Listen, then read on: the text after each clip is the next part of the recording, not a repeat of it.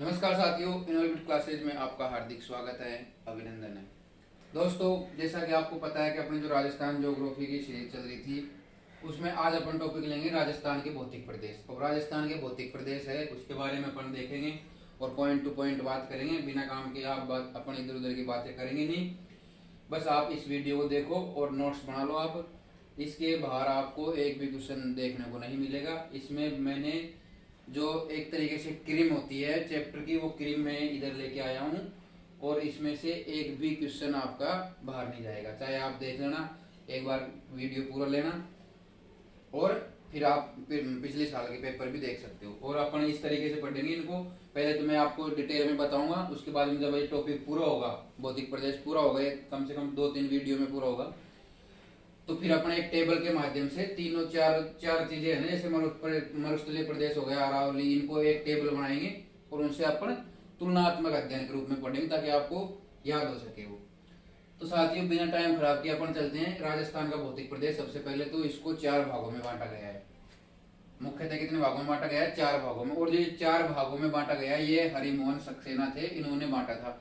और इन्हीं के आधार पर जो राजस्थान सरकार है उन्होंने भी इसको भौतिक प्रदेश को 4 भाग माने। लेकिन उससे पहले किन्होंने बांटा था? हरिमोहन सक्सेना। क्या क्वेश्चन आ जाता है कि हरिमोहन सक्सेना के आधार पर राजस्थान का भौतिक प्रदेश कितने भागों में बांटा गया है? तो वो है 4। थोड़ा सा नाम को याद रखें। अगर नाम को अपन याद रखेंगे तो नाम को कैसे याद रखेंगे? सक्सेना, मोहन सक्सेना। तो इसमें ये सक्सेस हो गया, इसको सक्सेस मिल गई, इसको सफलता मिल गई। जो इन्होंने बांटा था उसी को सरकार ने अपना लिया, इसलिए इसको क्या मिल गई? सक्सेस मिल गई। सक्सेना को अपन सक्सेस के रूप से ऐसे रिलेट करके याद कर सकते हैं। तो साथियों, अपन आगे बढ़ते हैं। कितने भागों में बांटा गया है? 4 भागों में। पहला हो गया पश्चिमी मरुस्थलीय प्रदेश, जो अपने जैसलमेर साइड में, जोधपुर, जैसलमेर, बीकानेर, गंगानगर, इनमें आता है ना, उसको है पश्चिमी मरुस्थलीय प्रदेश। फिर आता है अरावली पर्वतीय प्रदेश, बीच में जो भाग है वो हो गया अरावली पर्वतीय प्रदेश। और ये है पूर्वी मैदानी प्रदेश, जो पूर्वी साइड में है, अलवर, भरतपुर, जयपुर, दौसा, सवाई माधोपुर, ये जो है पूर्वी मैदानी प्रदेश में आ गए। और दक्षिण पूर्वी पठारी प्रदेश, दक्षिण पूर्वी पठारी प्रदेश, जिसको अपन हाड़ौती का पठार भी कहते हैं। साथ ही इसका मैं नक्शा बना के आपको अच्छे से समझाता, लेकिन इसमें क्या है, इतनी जगह भी नहीं है, तो अपन देखते हैं इसे, थोड़ा लिख कर देखेंगे अपन। नक्शा आप किताब में देख सकते हो, मैं यहाँ पे आपको समझा रहा हूँ बस। तो साथ ही सबसे पहले अपन लेंगे टॉपिक कौन सा? ये चारों में से एक अपन लेंगे। सबसे पहले दक्षिण पूर्वी पठारी प्रदेश, जिसको हाड़ौती का पठार भी कहा जाता है। ठीक है, सबसे पहला टॉपिक अपन लेंगे दक्षिण पूर्वी पठारी प्रदेश, हाड़ौती का पठार भी कहा जाता है। अब इसमें अपन को 4 चीजें पढ़नी है, जैसे इसमें भी मरुस्थलीय प्रदेश में भी 4 चीजें पढ़नी है, अरावली पर्वतीय प्रदेश, ये 4 टॉपिक है, इनमें 4 चीजें पढ़नी। कौन कौन सी? सबसे पहले तो अपन देखेंगे उत्पत्ति, कि भाई इसकी उत्पत्ति कैसे हुई है। दूसरे नंबर पर अपन देखेंगे विस्तार, इसका विस्तार कहाँ से लेके कहाँ तक है, किन किन जिलों में है, वो देखेंगे। तीसरे नंबर पर देखेंगे इसकी क्या क्या विशेषताएं है, और चौथे नंबर पर देखेंगे इसका क्या क्या वर्गीकरण है। तो सबसे पहले साथियों अपन लेंगे उत्पत्ति। इसकी उत्पत्ति क्या है? तो उत्पत्ति में आएगा मेसोजोइक एरा, फिर नीचे जाएंगे क्रिटेशियस काल, फिर जाएंगे गोंडवाना लैंड, फिर है ज्वालामुखी क्रिया। और जो ज्वालामुखी क्रिया है वो भी 2 प्रकार से होती है। तो अपन इसको कैसे याद रखेंगे कि मेसोजोइक एरा क्या है? ये साथियों ये है जैसे हजारों वर्षों, करोड़ों, हजार करोड़ों वर्षों पूर्व जो काल था, जिसको ना तो किसी ने देखा है ना कुछ किया, लेकिन वैज्ञानिकों ने इसका नाम दे दिया, इसको माना है एक तरीके से, तो उसको अपन मेसोजोइक एरा के नाम से जाना जाता है। जैसे अपन अभी भारत में जाएंगे तो भारत के अंदर अपन जैसे भारत के अंदर गए जयपुर में, जयपुर के अंदर गए मानसरोवर में, मानसरोवर के अंदर गए किसी कॉलोनी में, तो ये इसी प्रकार से है। सबसे बड़ा हो गया मेसोजोइक एरा। फिर अंदर घुसेंगे थोड़ा सा तो हो गया क्रिटेशियस काल। फिर आगे आ गया तो आगे आएगा गोंडवाना लैंड। फिर अगर नीचे जाएंगे तो वो हो गई ज्वालामुखी क्रिया। इसमें से कोई ना कोई क्वेश्चन आता है, बहुत ज्यादा इंपॉर्टेंट है। ऑप्शन दे देगा कि दक्षिण पूर्वी पठारी प्रदेश या हाड़ौती का पठारी प्रदेश किस काल से संबंधित है। इनमें से एक क्वेश्चन दे देगा, जैसे गोंडवाना लैंड तो गोंडवाना, दोनों नहीं देगा। अगर दोनों देगा तो फिर ये नीचे वाला मानेंगे अपन, गोंडवाना लैंड। क्रिटेशियस काल, अब इसको देखो, ये तो हो गई किताबी लैंग्वेज। अभी अपन इसको याद कैसे करेंगे वो देखते हैं सबसे पहले। अब दोस्तों आपको पता है हाड़ौती का पठार, जब पठार बात आ गई, पठार तो कठोर होता है। कठोर 2 चीज है राजस्थान में भाई, 2-3 चीज है ना, तो मरुस्थलीय प्रदेश आ गया और एक पूर्वी मैदान आ गया। तो मैदान और जो मरुस्थल है ये तो नरम चीज है, मतलब कठोर चीज नहीं है। कठोर चीज राजस्थान में 2 ही है, एक तो अरावली पर्वत भाई पर्वत तो कठोर ही होता है, और एक हो गया पठार, दो चीजें कठोर होती है। तो अपन इसको देखते हैं किस तरीके से कठोरता को लेते हुए अपन इसमें से कठोर शब्द लेंगे। क्रिटेशियस का मीसोजोइक एरा, मीसोजोइक एरा मतलब कि ये मिक्स हो गया, अंदर से मिक्स। चलो अपन सबसे पहले नीचे से लेते हैं, नीचे से सवाल सबसे पहले है ज्वालामुखी क्रिया। अब ज्वालामुखी क्रिया भी दो प्रकार की होती है, एक छिद्र उद्गार के द्वारा और एक दरारे उद्गार के द्वारा। छिद्र उद्गार ऐसे होता जाते हैं जैसे ये ज्वालामुखी गई, ये इधर से लावा निकल गया, लावा निकल गया, ऐसे नहीं निकलता है, वो देखा होगा आपने वीडियो, ऐसे लावा निकलता है, तो उससे तो बनते हैं पर्वत। और दरारी उद्गार है वो जैसे ये धरती है तो ये इधर से निकल गया, इधर से निकल गया, इधर से निकल गया, और फिर ये इसके ऊपर धरती के ऊपर ऐसे फैल जाता है, तो इससे बनता है पठार। तो जो अपना राजस्थान में है वो ये पठार है, ऐसे दरारी उद्गार। ये याद रखना कि भाई दरारी उद्गार से कि ज्वालामुखी अंदर धरती के अंदर ज्वालामुखी की क्रियाएं हुई और ये दरारी उद्गार से निकला है, तो दरारी उद्गार याद रखना कि दरारी उद्गार से हुआ है पठार का निर्माण। फिर अपन आगे बढ़ते हैं गोंडवाना लैंड। तो ये साथियों आपको पता है गोंडवाना लैंड, इसको कैसे याद रखेंगे कि भाई जैसे पठार का नाम आता है आपको गोंडवाना लैंड आ जाए। गोंडवाना लैंड साथियों जैसे कठोर चीज होती है, अभी मैंने आपको क्या बताया, कठोर चीज दो ही है, एक तो पर्वत और एक पठार, दोनों चीजें कठोर। तो इसको कठोर से कैसे रिलेट करें अपन ताकि अपन को याद हो जाए। तो साथियों जैसे गाँव में आपने देखा होगा, गाँव में बोलते हैं कि इसके तो गोडे टूट गए, जैसे कोई काम करते हैं तो काम नहीं करता कोई बच्चा तो ऐसे बोलते हैं इसके तो गोडे टूट गए। मतलब जैसे अभी कहीं चल रहे हैं तो अपन बोलते हैं कि इसके तो अभी जवानी में गोडे टूट गए, बोलते हैं ना गाँव में ऐसे। तो गोडे टूट गए का इसका मतलब क्या होगा, गोडे कठोर चीज है, शक्तिशाली चीज है, कठोर चीज है गोडे। तो इसमें से अपन लेंगे गोडा, गोडा मतलब कठोर चीज। तो ये पठार किस तरीका का हो गया, कठोर चीज। आगे अपन पढ़ेंगे तो ये पर्वत चीज है, ये भी कठोर, ये गोंडवाना लैंड दो है इसके, एक तो अरावली पर्वत और एक पठारी मैदान डाट होती का पठार। तो इसको अपन ऐसे कठोरता से याद करेंगे। इसके बाद में अपन बात करेंगे क्रिटेशियस काल की। दोस्तों थोड़ा टाइम लगेगा लेकिन मैं आपको हर चीज समझाने की कोशिश कर रहा हूँ ताकि आप भूलो ना। अभी अपन बात करेंगे क्रिटेशियस काल। क्रिटेशियस काल का मतलब क्रिटेशियस है, इसमें से अपन क्रिटिकल लेंगे। क्रिटिकल सिचुएशन आपने नाम सुना होगा, वर्ड सुना होगा क्रिटिकल। क्रिटिकल का मतलब हो गया कठिन, भाई कठिन सिचुएशन। कठिन का मतलब क्या हो गया, खतरनाक, भयंकर, कठिन चीज नहीं रहती कि उस तरीके से। तो क्रिटेशियस मतलब ये भी कठिन परिस्थितियां है या कठिन काल है, कुछ भी ले लो आप। तो ये भी कठोरता से अगर आप थोड़ा सा इसको याद करने की दृष्टि से देखोगे तो ये भी कठोरता से संबंधित ही शब्द है भाई। क्रिटेशियस का अपन क्रिटिकल सिचुएशन आ गई है तो ये कठोरता से संबंधित है। इसके बाद आगे अपन चलेंगे मीसोजोइक एरा। मीसोजोइक एरा को भी कैसे याद रखें कि अपन पठार से संबंध कर दे, इसको पठार से रिलेट करके अपन याद करें। तो मीसोजोइक एरा का मतलब अपन इसमें से लेंगे मीसो का मतलब मिक्स, सारी चीजों को मिक्स कर दिया, सारी चीजों को मिक्स कर दिया, ऐसा काल कौन सा है। तो सारी चीजें मिक्स किस में होती है साथियों, सारी चीजें होती है ज्वालामुखी में मिक्स। भाई जो धरती के अंदर ज्वालामुखी है, तापमान बढ़ गया तो उसमें सारी चीजें मिक्स नहीं होती कि लावा, लोहा या फिर पानी, सब चीजें उसमें मिक्स होके आती है। तो अभी अपन देखते हैं इसको कैसे याद रखेंगे। मीसोजोइक एरा मतलब सारी चीजें मिक्स है। भाई पठार है तो पठार में तो सारी चीजें मिक्स रही, क्यों, क्योंकि वो ज्वालामुखी से बना है और ज्वालामुखी में सारी चीजें मिक्स होती है। तो ये तो हो गया मीसोजोइक एरा, ठीक है। इसके बाद में अगर अपन आगे बढ़ेंगे तो क्रिटिशियस मतलब क्रिटिकल सिचुएशन से पैदा हुआ है क्या, पठार क्रिटिकल सिचुएशन, सारी चीजें मिक्स हुई है और इतना तापमान बढ़ा है, तो ये क्रिटिकल सिचुएशन से पैदा हुआ है। और गोंडवाना, गोंडवाना का मतलब हो गया कठोर, तो कठोर हो गया ये, गोडे इसके किसे है, कठोर है। और ये ज्वालामुखी आपको याद है ही, तो ये आपको याद रखना है, ये बहुत ज्यादा इंपॉर्टेंट है, इसलिए मैंने इतना थोड़ा सा टाइम ज्यादा लगाया इस पे। चारों शब्द दिए हुए हैं, चारों शब्द आपको याद करने हैं ऐसे ऐसे जो मैंने बताया, इसको देखो एक बार समझ में आ जाएगा। तो ये तो अपना संबंधित हो गया उत्पत्ति से, ये उत्पत्ति यहीं पे खत्म। इसमें बहुत सारी चीजें भी है छोटी मोटी, लेकिन जो मेन चीजें है वो मैंने बता दी, इनमें से ही क्वेश्चन आता है। आज तक राजस्थान का अगर आप पिछले पेपर उठाओगे तो इसमें से ही क्वेश्चन आएगा, उत्पत्ति से संबंधित क्वेश्चन आएगा, तो इसी में से आएगा, इसके बाहर नहीं आएगा, चाहे आप देख लेना पीछे से। तो ये मैंने, मुझे लगता है कि आपको याद हो गया होगा पूरा, इतना मैंने ताकत लगा के आपको बताया है, याद भी करवा दिया यहीं पे। तो अपन अब आगे बढ़ते हैं। तो दूसरे नंबर पे अपन पढ़ेंगे साथियों विस्तार, क्योंकि अपन ने उत्पत्ति पढ़ ली, अभी अपन का नंबर है विस्तार का। तो विस्तार कहाँ से याद होती है बेटा, सब लोग जानते हैं, फिर भी मैं एक बार आपको बता देता हूँ कि दक्षिण पूर्वी पठार, जैसे ये राजस्थान का मैप है, अपन इसको ऐसे कर सकते हैं कि ये राजस्थान का मालूम मैप है, ये राजस्थान का। तो ये तो हो गया, ये क्या हो गया, ये पूरा हो गया आपका पश्चिमी मरुस्थलीय प्रदेश, ये यहाँ से ले लो आप, ये पश्चिमी मरुस्थलीय प्रदेश हो गया। इसके बाद में ये छोटा सा कि ये हो गया, ये क्या बोलते हैं इसको, अरावली पर्वतीय प्रदेश हो गया।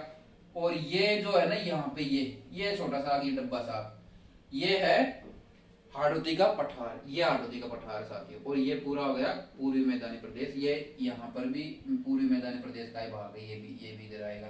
ये हो गया पूरा दक्षिण पूर्वी पठारी प्रदेश, जिसको अपन हाड़ौती का पठार बोलते हैं। ऐसे थोड़ा सा आप इसको नक्शे को ध्यान रखना, आप किताब में भी देख सकते हो इस नक्शे को, उसमें अच्छे से समझा रखा होगा। तो अपन देखते हैं साथियों दक्षिण पूर्व में क्या है, इसका विस्तार है। दक्षिण पूर्व मतलब ये तो हो गया दक्षिण और ये हो गया पूर्व, तो मतलब ये है इसका विस्तार है। और ये मुख्यतः कितने जिलों में है, 4 जिलों में, सिर्फ 4 जिलों में ये फैला हुआ है, कोटा, बूंदी, बारा और झालावाड़। इसी को अपन क्या बोलते हैं, हाड़ौती का पठार। कितने जिलों में फैला हुआ है, 4 जिलों में, कोटा, बूंदी, बारा और झालावाड़। ये आपको याद है, इसमें ट्रिक लगाने की जरूरत है नहीं मेरे हिसाब से।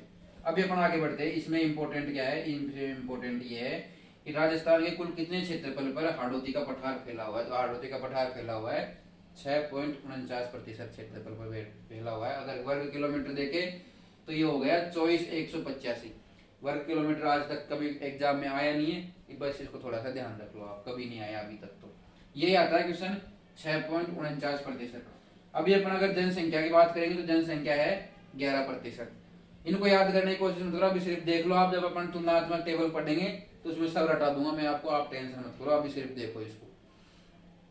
दूसरे नंबर पर चलते, फिर क्षेत्रफल की दृष्टि से यह सबसे छोटा प्रदेश है। अभी आपको मैंने बताया कि जब पश्चिमी मरुस्थलीय प्रदेश है ये इतना बड़े में है, अरावली पर्वतीय प्रदेश देखो ये इतना लंबा आ रहा है, और जो पूर्वी मैदानी प्रदेश है ये भी इतना लंबा आ रहा है। तो अभी सबसे छोटा कौन सा बच गया, सबसे छोटा ये है हाड़ौती का पठार, क्योंकि ये 4 जिलों में है, बाकी सभी ज्यादा जिलों में भी है, तो ये सबसे छोटा प्रदेश होगा, इसको याद रखना। और जनसंख्या घनत्व की दृष्टि से ये दूसरे नंबर पे आता है। क्यों, सबसे ज्यादा जनसंख्या कहाँ रहती है, मैदान में, और मैदान के बाद में पठार में रहती है, क्योंकि हाड़ौती के पठार में पानी नदी आपको पता है खूब तरीके से है, तो वहां पे ज्यादा जनसंख्या रहती है। इसके बाद में अरावली पर्वतीय प्रदेश, तो अरावली पर्वत में भाई पहाड़ों पे आदमी थोड़ी रहेंगे, तो और सबसे कम कहाँ रहती है फिर, ये अपना मरुस्थलीय प्रदेश में, ये मतलब कम उसमें नहीं रहती, पर्वतीय प्रदेश में रहती है। पर अपन अभी थोड़ा सा इसको ऐसे रिलेट करेंगे, फिर जैसे जैसे अपन टॉपिक पढ़ेंगे याद करेंगे, आप टेंशन मत लो। इसको मैं तुलनात्मक इस तरीके से बताऊंगा आपको, जब टॉपिक क्लियर होएगा, खत्म होएगा, तब कि आपको कुछ याद करने की जरूरत नहीं है, डाटा वगैरह सब रटवा दूंगा। तो अभी अपन देखेंगे ढाल। अब साथियों ढाल है इसकी दक्षिण उत्तर से मतलब दक्षिण उत्तर से लेकर दक्षिण पश्चिम की तरफ, दक्षिण पश्चिम से लेकर उत्तर पूर्व की तरफ, मतलब ये क्या हो गया, दक्षिण से लेकर उत्तर की तरफ। अब इसको कैसे बोलते हैं, ढाल क्या होती है, ढाल उसको बोलते हैं जैसे जिस तरीके से नदी बहती है ना, उसको बोलते हैं ढाल। जैसे अपने अगर भारत की बात करें तो गंगा नदी ऊपर से बहती बहती नीचे आती है ना, इसी प्रकार इसमें पठार है, इसमें कैसे जाती है, नदियां ऐसे जाती है, ऐसे देखा ना आपने, कोई भी नदी है वो ऐसे जाएगी, तो मतलब दक्षिण से उत्तर। अगर आपको एक ही दिशा दे तब तो दक्षिण से उत्तर की तरफ, क्योंकि यहाँ से नदियां निकल रही है, सारी नदियां ऐसे जाती है ना, ऐसे सारी नदियां, कोई सी भी नदी देख लो आप, चंबल, बनास या फिर वो पार्वती, काली सिंध, वो सारी नदियां ऐसे यहाँ से निकलेगी एमपी से, वो इधर जाएगी, इधर से निकलेगी। अगर 2 जिले दे दे, 2 दिशा दे दे, तो ये दक्षिण पश्चिम से लेकर दक्षिण ये हो गया, पश्चिम ये हो गया, दक्षिण पश्चिम से लेकर उत्तर पूर्व की ओर, उत्तर और ये हो गया पूर्व। तो ये ढाल कैसे होगी इसकी, दक्षिण पश्चिम से लेकर उत्तर पूर्व की ओर। अगर एक ही दिशा दे तो दक्षिण से लेके उत्तर की तरफ, ठीक है। इसकी औसत ऊंचाई 500 मीटर है, ये आता नहीं है तो फिर भी एक बार देख लो कहीं आ जाए, 500 मीटर है। और ये राजस्थान की एकमात्र ऐसी संरचना है, भौतिक संरचना है जो ज्वालामुखी क्रिया के द्वारा बनी गई है। बाकी कोई भी ऐसी संरचना है, चारों है, इनमें से कोई भी ऐसी नहीं है जो ज्वालामुखी क्रिया से निर्मित हो। ज्वालामुखी क्रिया से केवल एक ही है और उसका नाम है हाड़ौती का पठार। तो ये 6.49 और ये 11%, ये इनको अपन तुलनात्मक देखेंगे, उसमें ये देखेंगे। अभी आप इसका थोड़ा सा खाका तैयार कर लो आप, बाकी इनको याद करवाने की कोई दिक्कत नहीं है, ये 5 मिनट का खेल है याद करवाने। पर अभी ये नहीं बताऊंगा मैं, डायरेक्ट आपको वो बता दूंगा तो फिर कोई मतलब नहीं निकलेगा। तो इनको आप एक बार देखो, इनको नोट डाउन करो, फिर अपन थोड़ा सा आगे बढ़ते हैं साथियों।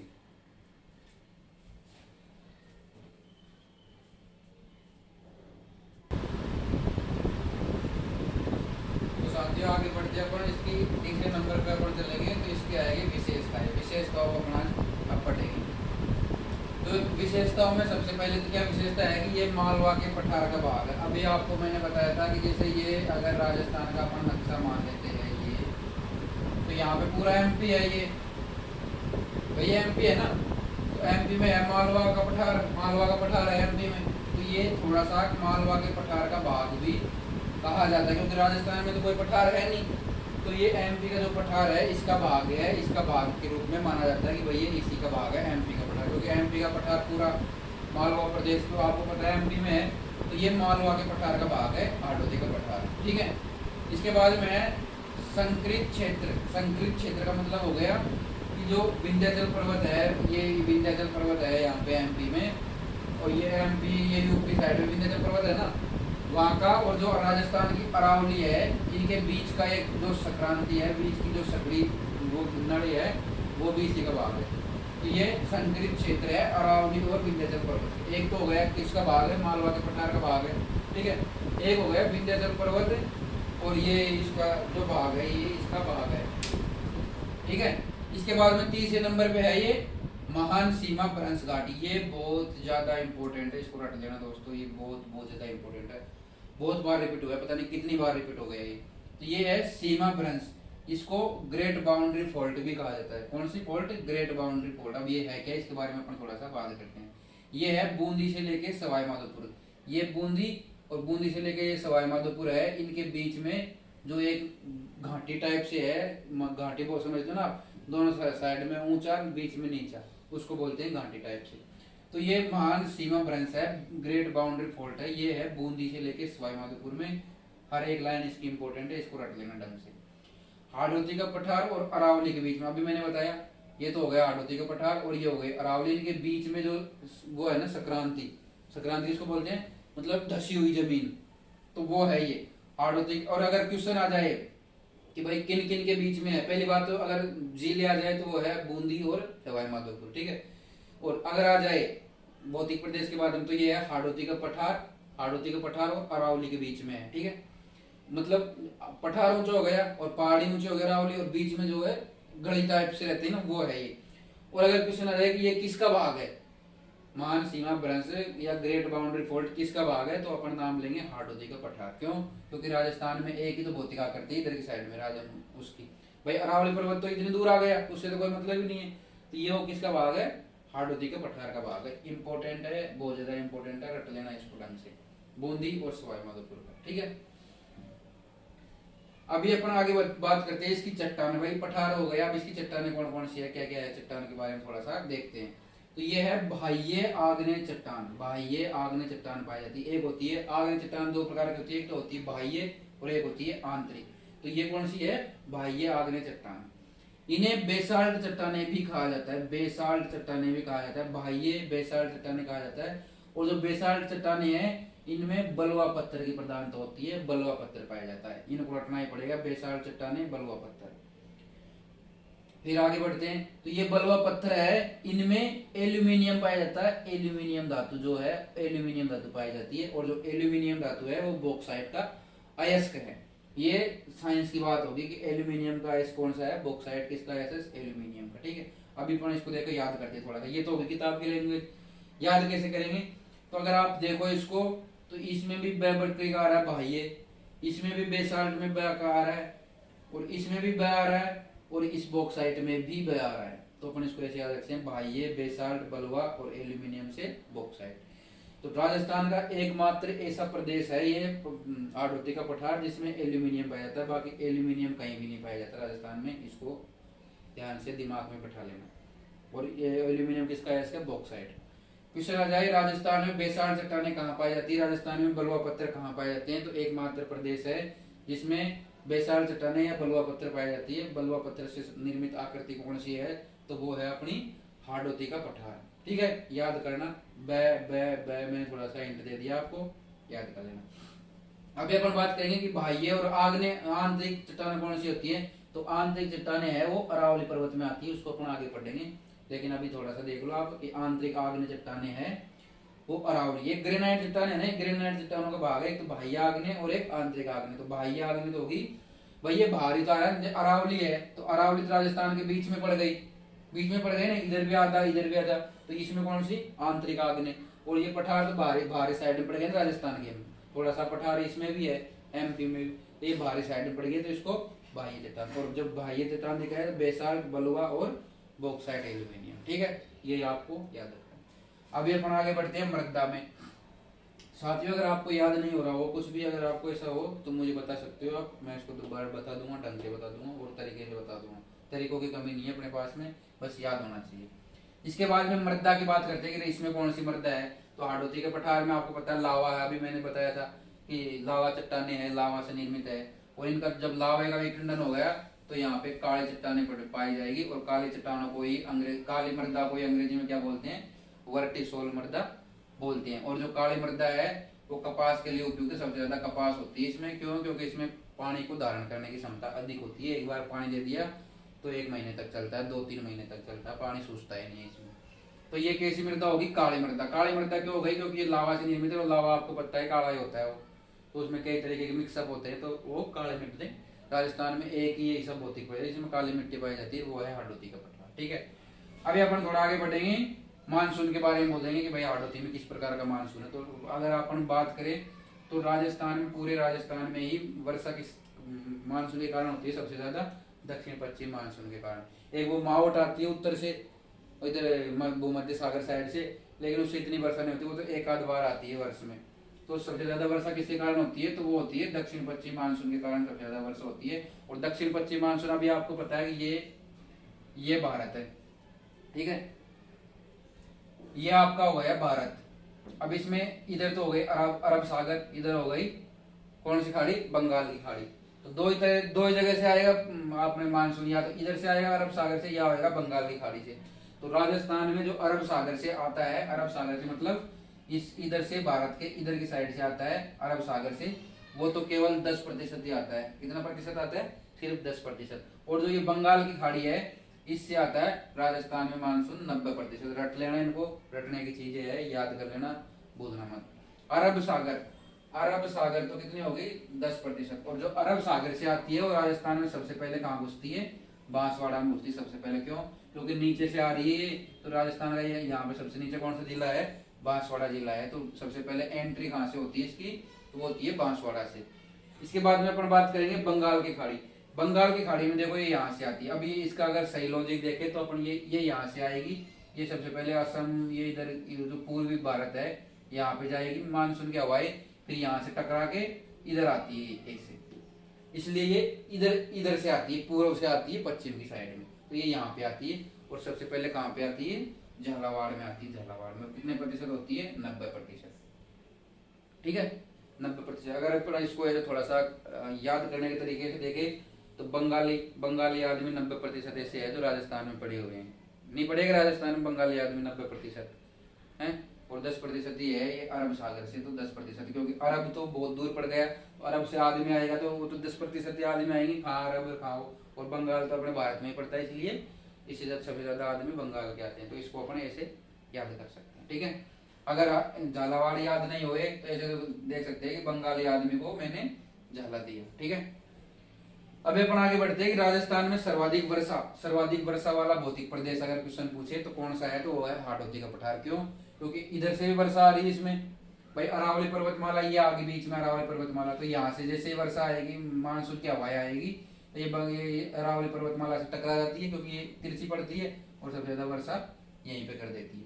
इधर से अगर आएगी तो ये सबसे पहले बांसवाड़ा में घुस गई, और यहाँ पे टकरा के अपना जो सिरोही हो गया, उदयपुर हो गया, इनमें वर्षा होती है। ठीक है, सबसे ज्यादा वर्षा का कौन सा स्थान हो गया? हाड़ौती का पठार सबसे ज्यादा हो गया।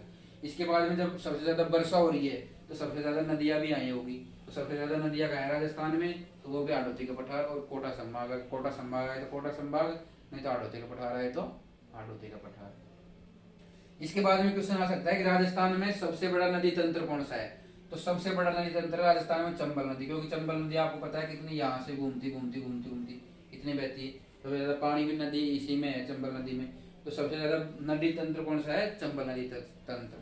ठीक है, इसके बाद में राजस्थान में सबसे कम नदी तंत्र कौन से संभाग में है? तो सबसे कम नदी तंत्र हो गया बीकानेर संभाग में। बीकानेर में आपको पता है बीकानेर और चूरू में एक भी नदी नहीं है, तो नदी तंत्र कहाँ से आएगा? तो ये हो गया सब राजस्थान में बीकानेर और चूरू एकमात्र 2 ऐसे जिले हैं जिनमें नदी नहीं है। एक कांतली नदी आ रही है बहती बहती, वो भी चूरू की सीमा पे जाते जाते खत्म हो जाती है। इसलिए बीकानेर और चूरू में क्वेश्चन आया हुआ है अभी कि राजस्थान के ऐसा कौन सा जिला है जिसमें एक भी नदी नहीं है। तो वो बीकानेर और चूरू। हाड़ौती का पठार, हाड़ौती का पठार में जलीय अपरदन सर्वाधिक होता है और इसमें अस्पष्ट उदर प्रवाह होता है। अब इसको मैं समझाता हूँ, ये क्या है कि जलीय अपरदन सबसे अधिक होता है जहाँ पे ज्यादा बरसात होगी, जहाँ पे ज्यादा नदियां बहेगी, तो जलीय अपरदन सबसे ज्यादा होगा। अपरदन किसको बोलते हैं? जो मिट्टी का कटाव, मिट्टी को काट काट के ले जाता है, उसको बोलते हैं अपरदन। तो भाई जहाँ पे ज्यादा मिट्टी होगी, जहाँ पे ज्यादा पानी होगा, क्या बोलते हैं, नदियां सबसे ज्यादा बहेगी, वहां पे अपरदन भी होगा, सीधी सी बात है। और ये है अस्पष्ट अधर प्रवाह। अस्पष्ट अधर प्रवाह किसको बोलते हैं? जहाँ पे पता ही ना चले कि भाई नदी कहाँ से उद्गम हो रहा है, कहाँ पे समाप्त हो रही है, क्योंकि वहाँ बहुत सारी छोटी छोटी नदियाँ है, पता ही नहीं चलता किस जगह से उद्गम हो रहा है इनका और किस जगह से मिल रही है। तो इसलिए इसको अस्पष्ट उदर प्रवाह कहा जाता है। तो दोस्तों ये मैंने आपको समझाने की कोशिश की पूरा, एक बार आप इसको देखो, ये जो डाटा है इनको रटो, ये तो याद करने पड़ेगी। मैंने फिर भी आपको बता दिया कि बंगाली आदमी और अरब सागर तो भाई बहुत दूर चीज है ना, अरब देश तो वहां से आते आते तो आदमी 10% ही रहते हैं, बाकी तो सब खाक बग जाते हैं। लेकिन बंगाल भारत में ही है तो 90% बंगाल की खाड़ी से आएगा। इसको एक बार आप नोट डाउन करो, फिर अपन आगे बढ़ेंगे।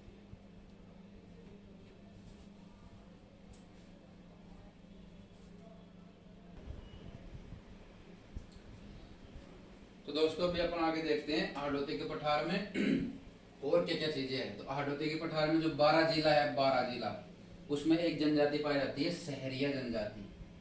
इंपॉर्टेंट है, सहरिया जनजाति कहाँ पाई जाती है, बार बार क्वेश्चन आता है, तो इसका ध्यान रखना। 12 जिले में पाई जाती है। अभी अपन ने वो पिछले बार वीडियो बनाया था, शॉर्ट वीडियो, सहरिया जनजाति 12 में, उसको कैसे रिलेट करके याद किया था, उसको आप एक बार वीडियो देख लेना। अगर देखो तो फिर भी मैं यहाँ भी बता देता हूँ आपको कि जो शहर है, शहर 12, भाई आदमी गांव से बाहर निकलेगा तभी तो शहर में जाएगा, तभी तो कुछ कमा के खाएगा ना।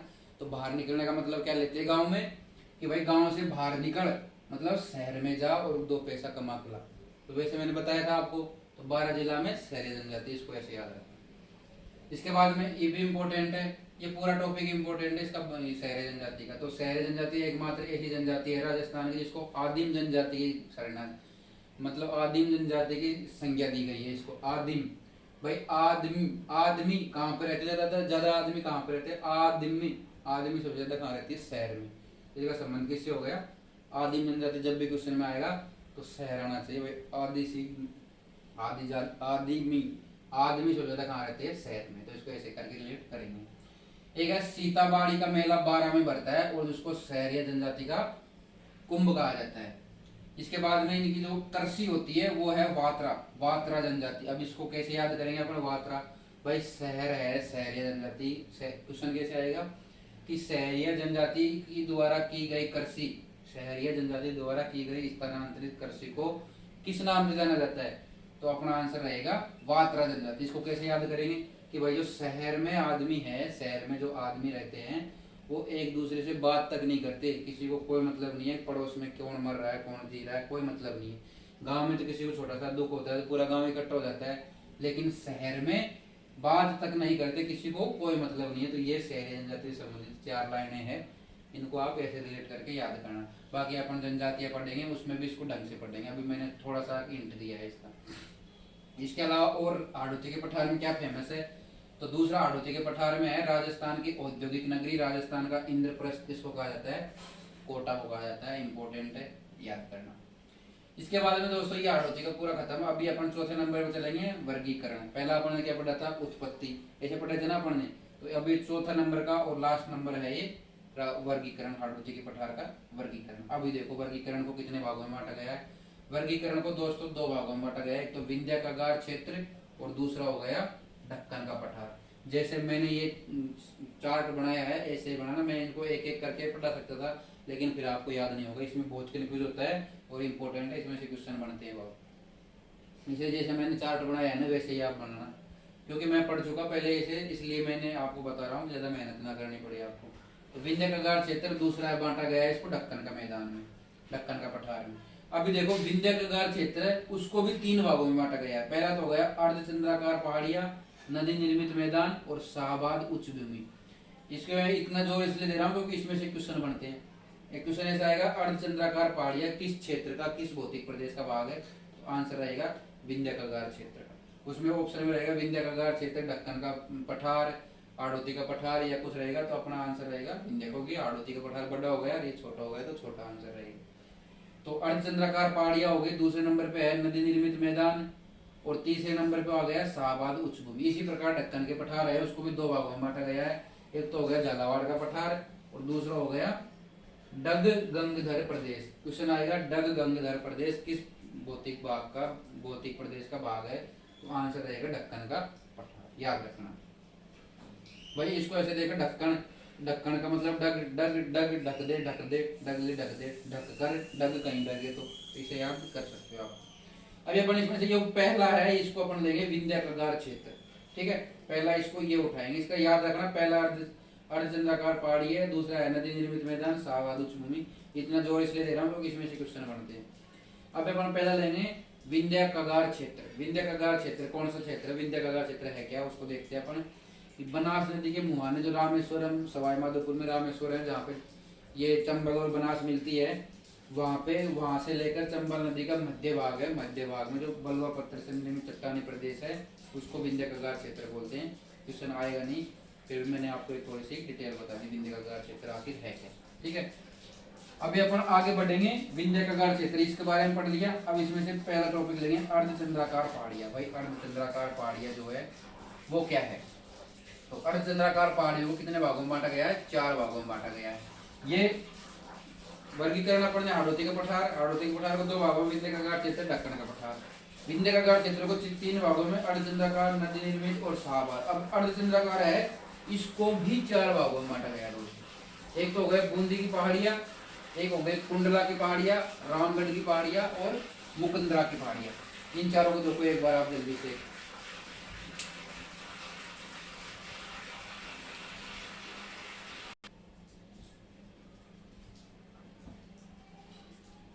तो दोस्तों इसको अपन 4 भागों में बांट दिया, बूंदी की पहाड़ी, कुंडला की पहाड़ी, रामगढ़ की पहाड़ी और मुकुंदरा की पहाड़ी। इसको ऐसे कैसे याद रखना, क्वेश्चन ऐसे आएगा रामगढ़ की पहाड़ियां किसका भाग है, तो वो आंसर रहेगा अर्धचंद्राकार पहाड़ियां।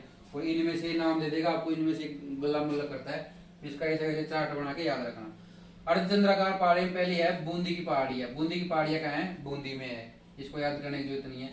कुंडला की पहाड़ियां है कोटा में, इसको कैसे याद रखेंगे भाई, कुंडला की पहाड़ियां कहाँ है, कोटा में, तो इसको अपने से रखेंगे। कुंडल जो सोने के कुंडल होते हैं उनको अपन कहाँ छुपा के रखते हैं, उनको छुपा के रखते हैं अपन कोटा के अंदर। भाई कोटा के अंदर रहते, पहले कोटा ही था, अभी तो बक्से वक्से अलमारी अलमारी सब आ गई, लेकिन पहले तो कोटा ही था।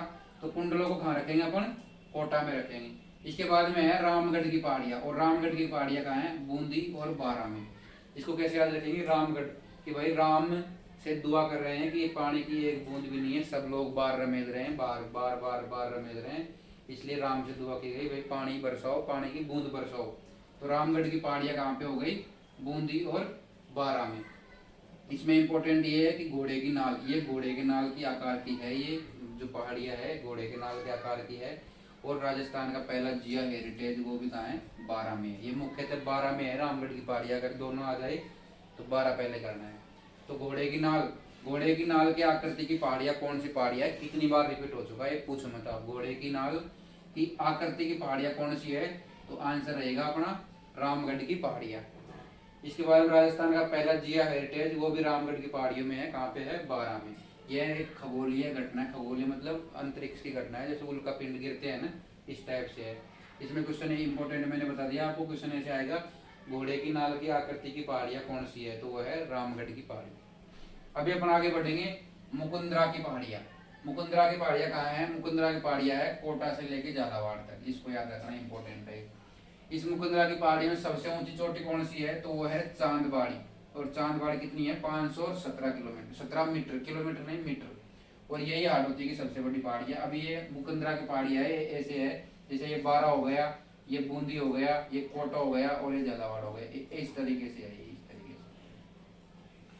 तो मुकुंदरा की पहाड़ियां कहाँ है, कोटा से लेके झालावाड़ तक लंबी पहाड़ियां है।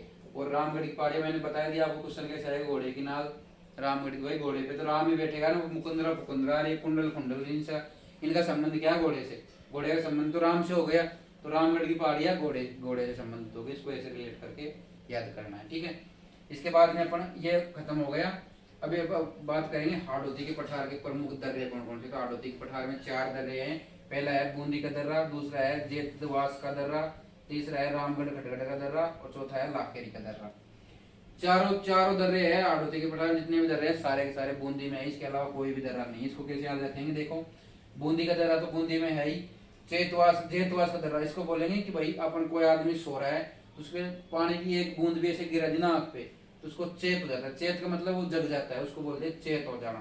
तो ये हो गया जेतवास का दर्रा। जेतवास मतलब चेत हो गया। दोस्तों इसको अपन ऐसे रटेंगे ना तो याद नहीं होगा आप कितनी बार रट करेंगे, क्योंकि मैंने खुद रट के देख लिया, इसलिए मैं ये ट्रिक आपको बताता हूँ ना, ये बहुत जरूरी है, बहुत इंपॉर्टेंट है, इनको ध्यान रखना।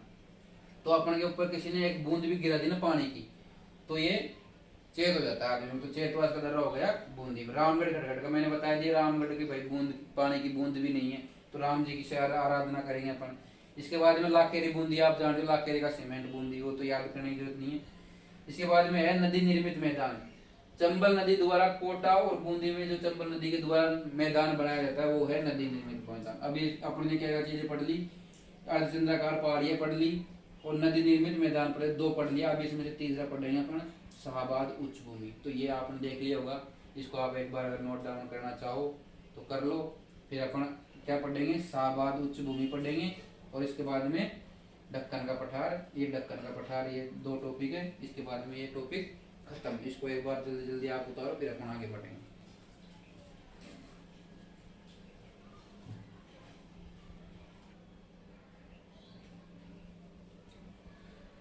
तो दोस्तों अभी अपना तीसरा टॉपिक वो पढ़ा था ना अपने, पहला दूसरा और अभी ये है तीसरा, उसी का भाग है।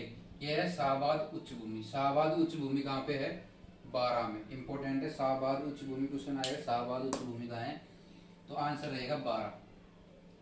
भाई अगर कोई बाहर जा रहा है, शहर में जा रहा है कोई कमाने के लिए, कोई अपना गांव का आदमी शहर में गया कोई एक आदमी, तो अपन उसको नहीं बोलते कि शाबाश शाबाश बहुत अच्छा भाई, तू तो बहुत अच्छा कर रहा है, कमा रहा है, परिवार पाल रहा है, तो अपन उसको शाबाशी नहीं देते। गांव में बड़े आदमी शाबाशी देते हैं ना कि शाबाश वो बाहर निकला, गांव से बाहर निकला, कुछ कमा के लाया, कुछ किया तूने, तो शाबाश देते हैं ना। इसको ऐसे याद रखेंगे, शाहबाद 12 मतलब बाहर निकला। 12 का मतलब क्या लेते हैं अपन, बाहर बाहर निकला। और इसकी सबसे ऊंची चोटी है काम्बा। इसको कैसे याद रखेंगे, काम्बा। भाई बाहर किस लिए निकला, काम्बा मतलब कमाने, कामाने, काम्बा कमाबा कमाबा, इसको ऐसे याद रखें कमाबा। ये है 450 मीटर, ये इतना पूछेगा नहीं, इंपॉर्टेंट सबसे ज्यादा यही है कि ये शाहबाद उच्च भूमि कहाँ पे है, कौन से जिले में है, तो 12 में। इसके बाद में ये लास्ट है ढक्कन का पठार, जो अपने दो भागों में बांटे थे उसमें दूसरा है ढक्कन का पठार। ढक्कन का पठार क्वेश्चन आ जाए तो कहाँ मुख्य थे, झालावाड़ में। अब ढक्कन का पठार को भी दो भागों में बांटा गया है, एक तो हो गया झालावाड़ का पठार जो झालावाड़ में है, एक है डग गंगधर पठार, ये है झालावाड़। झालावाड़ के दक्षिण पश्चिमी भाग में, दक्षिण और पश्चिमी भाग में 350 मीटर ऊंचा है डग गंगधर पठार। क्वेश्चन आएगा डग गंगधर पठार किस जिला में है, तो झालावाड़ में। झालावाड़ का पठार तो झालावाड़ में है ही, और डग गंगधर पठार किसका है, ढक्कन का। तो इसको मैंने अभी याद करवाया था, ढक्कन भाई। डग डग मतलब डग का मतलब चल, कब चलेगा, किसी चीज पे ढक्कन रखने के बाद में, भाई ढक्कन से ढक दे उसको, उसके बाद में अपन चलेंगे। तो ये हो गया झालावाड़, डग झालावाड़। इसको कैसे याद रखेंगे, डग झालावाड़, कि भाई वो झाला मारते ही, झाला मारते मतलब इशारा मारते डगने लग गए, डगने मतलब चलने लग गया। जैसे उसने झाला मारा, जैसे उसने इशारा किया, ये डग गया, डग गया मतलब चल दिया। तो इसको ऐसे याद रखेंगे। ये मैंने नोट भी लिखा है इधर, डग गंगधर प्रदेश कहाँ है, झालावाड़ में, और शाहबाद उच्च भूमि कहाँ है, 12 में, जो भी मैंने कहानी बताई थी। तो ये आज अपना टॉपिक था, इतना ही। अपन अभी आगे का कल पढ़ेंगे। आज आड़ोती का पठार कंप्लीट किया अपन ने, और साथ ही मुझे उम्मीद है पूरी कि आपको समझ में आया होगा। आप ऐसे जैसे मैंने ये चार्ट बनाया है वैसे ही वैसे लगाना, क्योंकि इसमें बहुत कंफ्यूज होते हैं, कौन सी कहाँ है कौन सी कहाँ समझ में नहीं आता। और हो सके ना तो इस तरीके से बनाना कि एक जैसे एक पेज ये है एक पेज ये है, तो इसमें ये बना लिए, मतलब इसी में एक बार देखने में पूरा आपको खाका तैयार होना चाहिए। जैसे अपन नक्शा बनाते हैं ना घर का, ऐसे पूरा नक्शा दिखना चाहिए आपको। बाकी अपन जैसे पूरा चैप्टर कंप्लीट होगा तो उसके बाद में अपन इनको तुलनात्मक अध्ययन करेंगे, ताकि आपको एक ही बार में याद हो जाए, 5 मिनट से ज्यादा ना लगे, ये सब चीजें 5 मिनट में याद हो जाएगी आपको। पर अभी आपके ये बेसिक है, इसको पढ़ना पड़ेगा। तो ये था साथियों, अगर आपको वीडियो अच्छा लगा हो तो इसको लाइक करो, सब्सक्राइब करो। इसमें कोई कमी हो तो मुझे बताओ, मैं टेलीग्राम लिंक दे दूंगा। और अगर आपको लगा हो कि मैं मेहनत कर रहा हूँ वो सही है, तो आप इसको चैनल को सब्सक्राइब करो, लाइक करो और अपने दोस्तों के साथ में शेयर करो। जय हिंद, जय भारत दोस्तों।